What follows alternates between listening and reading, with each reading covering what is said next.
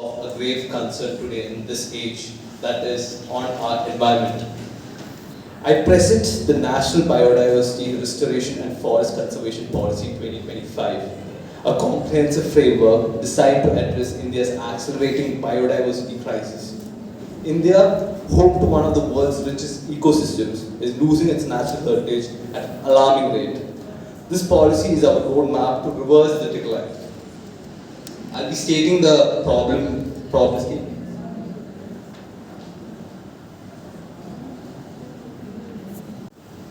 Let me be clear about the crisis we face so that we get a better picture on what we are trying to address and what proposals we are trying to address this thing. India's forests are fragmenting, species are disappearing, and our ecosystem are collapsing under multiple pressures. Deforestation, driven by infrastructure expansion, mining and unsustainable agriculture, is destroying habitats. Climate change is compounding these threats through altered rainfall patterns, rising temperatures, and increased forest fires. Our existing legal frameworks like the Forest Conservation Act, the Wildlife Protection Act, and the Biological Diversity Act are failing. The reason being enforcement gaps, overlapping mandates, weak community participation, and inadequate monitoring. Meanwhile, forest-dependent communities are being marginalized, losing both their livelihoods and their voice in conservation decisions. So when we look at Goa, what we would like to point out is the trawling community that has been here. Recently, there have been few developments on writ that is going against the trawling community. Trawling is a mechanism used by fishers, by using modernized boats to catch fish in a way that disturbs the ecological balance. A lot of bycatch is getting, a lot of juvenile fishes are getting caught, and this, in turn, the effect of these are that the traditional fishermen who are next to the shore, that is the rapunkas, they are getting declined fish. In fact, this is affecting their livelihood and their survivability. And other current affair that we would like to present here is the Western Ghats, Northeast India, and the Himalayas face the highest extinction risk as various studies. We cannot afford policy as usual. We cannot continue with the same old approach or conventional. And the recent news regarding the Aravalli Range is centered on a controversial new definition of the hills that could leave approximately 90% of the area without legal protection, raising significant environmental concerns. Now, I would like to proceed with the vision and objectives of the policy framework that we are trying to present. Our vision is ambitious yet achievable to restore, protect, and enhance India's biodiversity through resilient, science-based, and community-inclusive systems. We have set 7 concrete objectives. By 2035, we will halt net biodiversity loss. By 2030, we will achieve zero deforestation in critical zones, and we will restore at least 30% of the degraded ecosystem and establish national framework for ecosystem connectivity. Crucially, we will strengthen community-led conservation with full legal recognition. Now I would like to go through the scope and coverage of this policy that is being presented. Applies to ecosystem and all biodiversity stakeholders in India, which consists of ecosystems, stakeholders, and the covered activities and locations. Under ecosystem, like you can see, is forests, wetlands, grasslands, mangroves, deserts, alpine habitats, riverine habitats. And likewise, the stakeholders who play a direct role in this policy are the central and state governments, the forest departments, the biodiversity boards, research institutions, corporations, civil society, and indigenous and forest-linked communities. And the covered activities and locations that we would try to incorporate in this policy is conservation, restoration, and habitat enhancement, sustainable resource management, eco-sensitive zones and protected areas, wildlife corridors, and community forest areas. Now, if you can see, it is the key definitions that has been defined in this policy.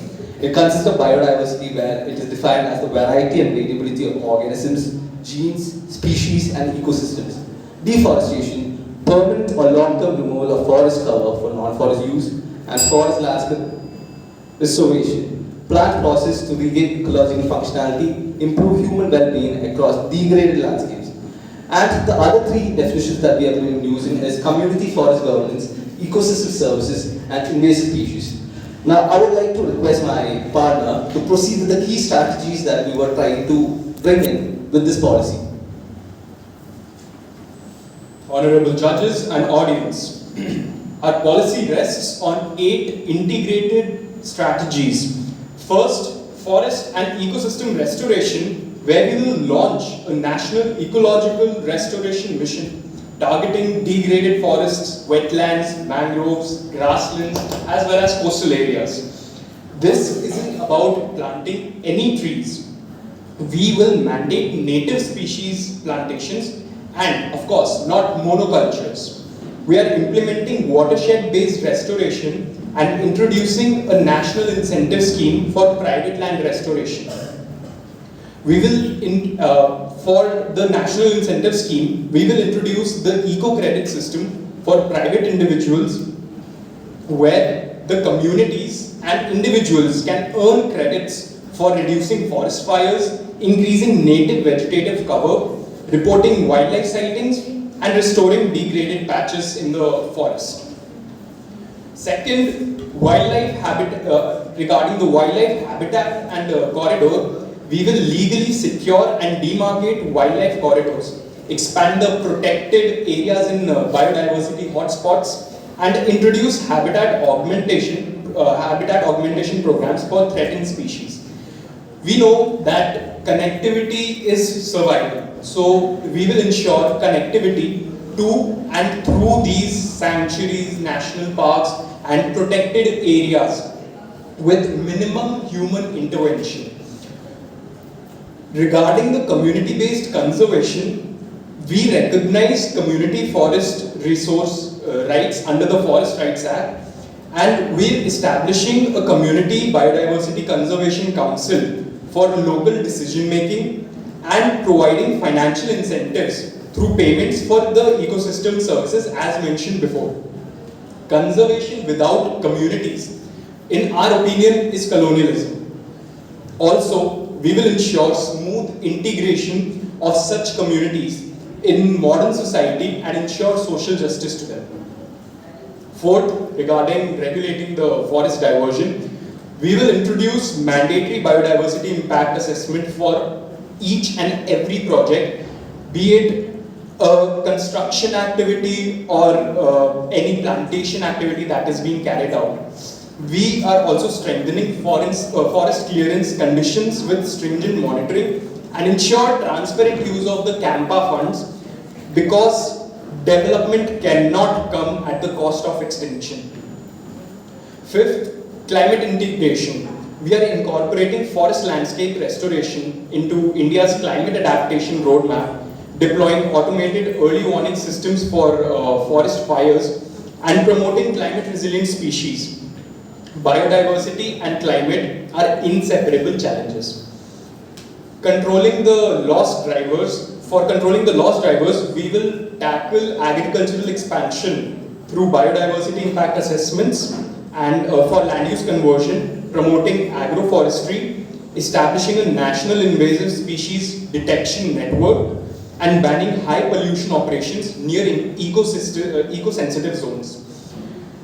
We will use the modern day technology and data by creating the National Biodiversity Digital Observatory, which will integrate the satellite data, drone surveillance data, and on-ground community reporting. The Geographic Information System model will identify vulnerable habitats and forecast impacts. This is evidence-based conservation. Regarding the education and awareness that our society currently lacks empathy towards forests, towards the environment, which give them everything. We will introduce fellowship programs that deploys lawyers, ecologists, engineers for a year of field assignment in high priority restoration zones. Biodiversity literacy programs will be introduced in schools, and capacity building for communities will be introduced, and citizen science platforms will create a conservation culture within the communities. Now, the implementation of this scheme will take place in 3 phases. Phase 1 will begin from 2025 to 2027, which builds foundations, establishing these institutions, launching pilot programs, and mapping degraded ecosystems that are currently in our forests. Phase 2, that will begin from 2027 to 2031, will include scaling of nationwide programs that will be introduced under this policy, operationalizing digital monitoring and integrating the biodiversity impact assessments into the development planning of these particular areas. Phase 3 will begin from 2031 to 2035, which consolidates independent audits and evidence-based legal strengthening. Our institutional framework is robust. The Ministry of Environment, Forest and Climate Change will be serving as the nodal authority. The National Biodiversity Authority will handle the scientific functions.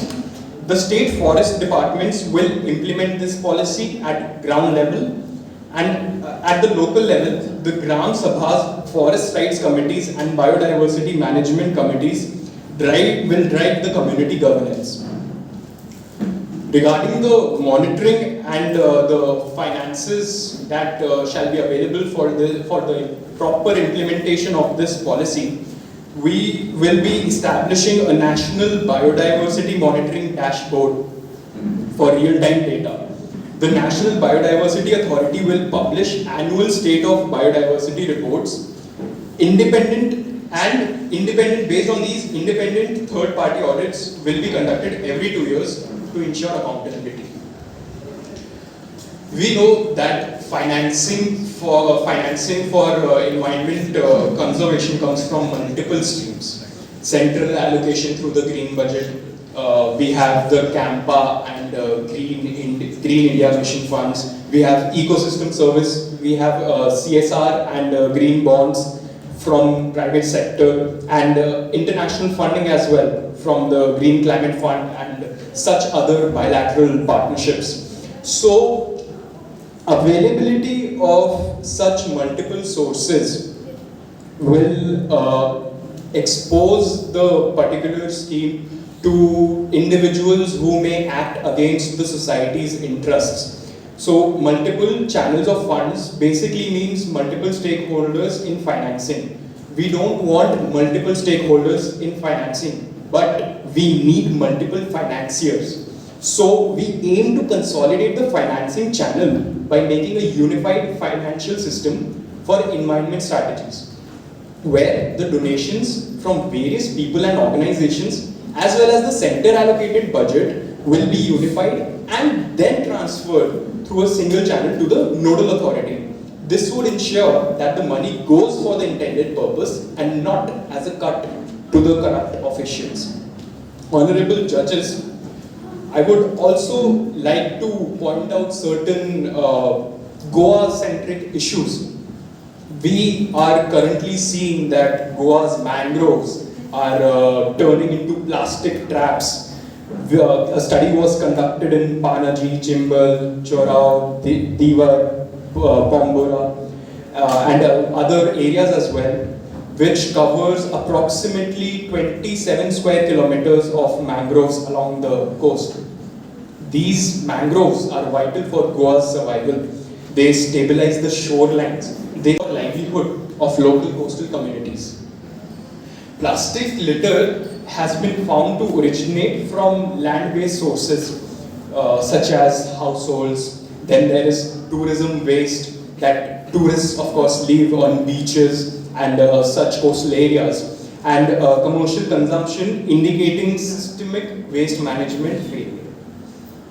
The above can be mitigated by introducing blue belt waste interception zones, which shall act as buffer zones around mangroves for about 100 to 300 meters.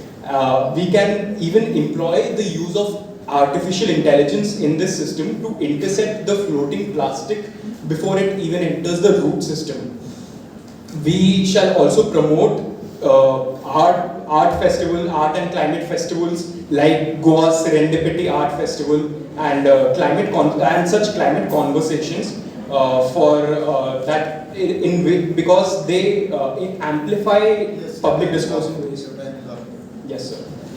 Now just tell me, you have not integrated your scheme with existing system. There are already existing structures in place. Yes, sir. For protection of environment. Yes, sir. Which you are not integrating with existing ones.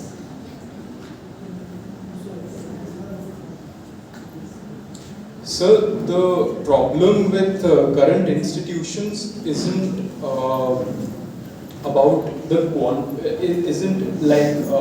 it's about poor coordination and unclear mandates in the current institutions.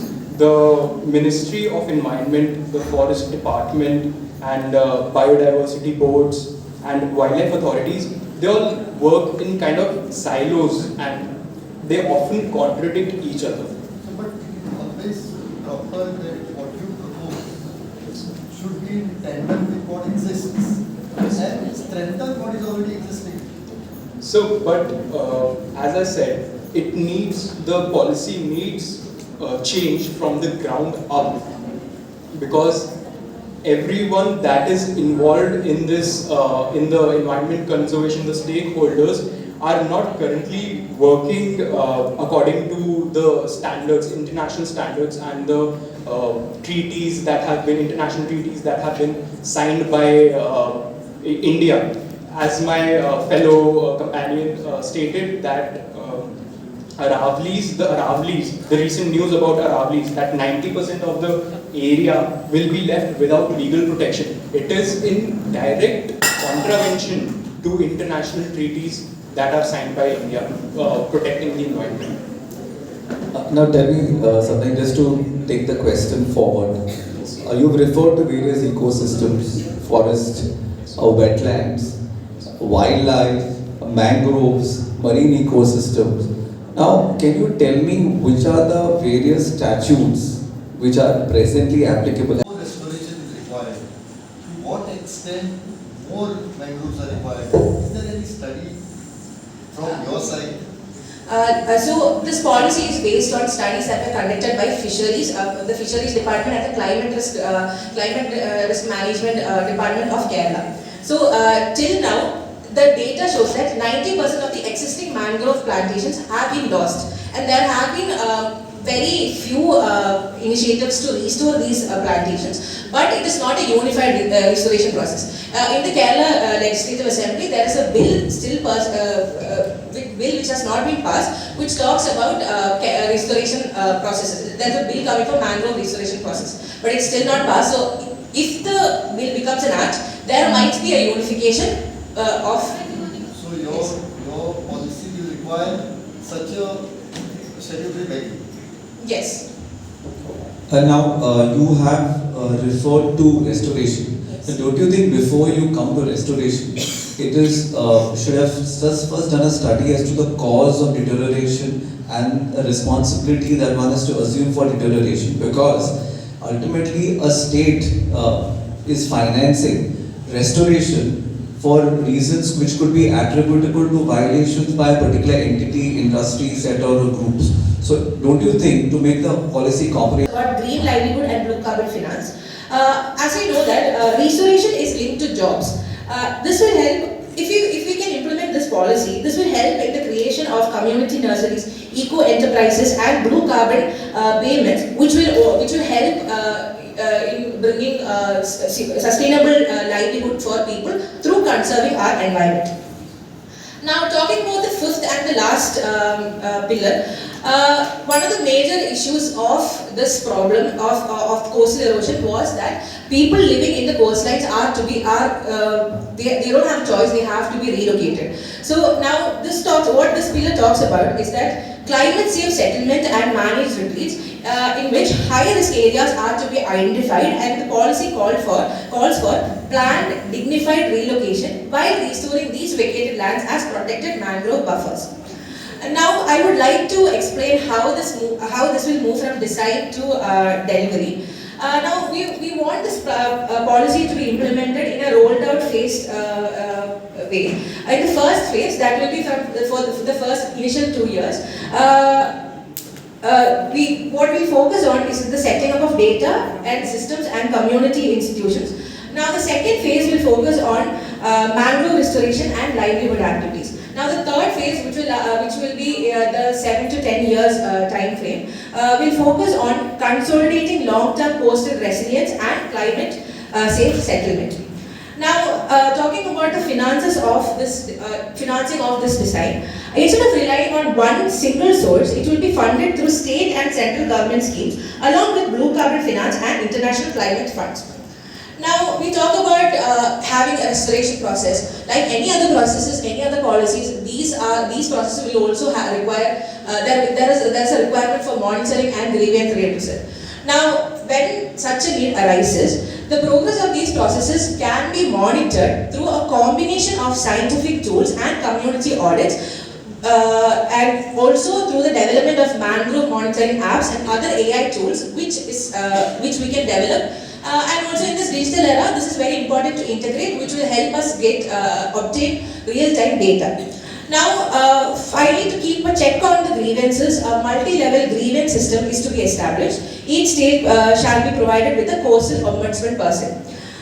Now, to conclude, I would like to say that KMR places sustainable development at the center of coastal governance and climate resilience, and it is not just a mere environmental policy, but it's a community empowerment policy, a climate justice policy, and a resilience building policy. Thank you.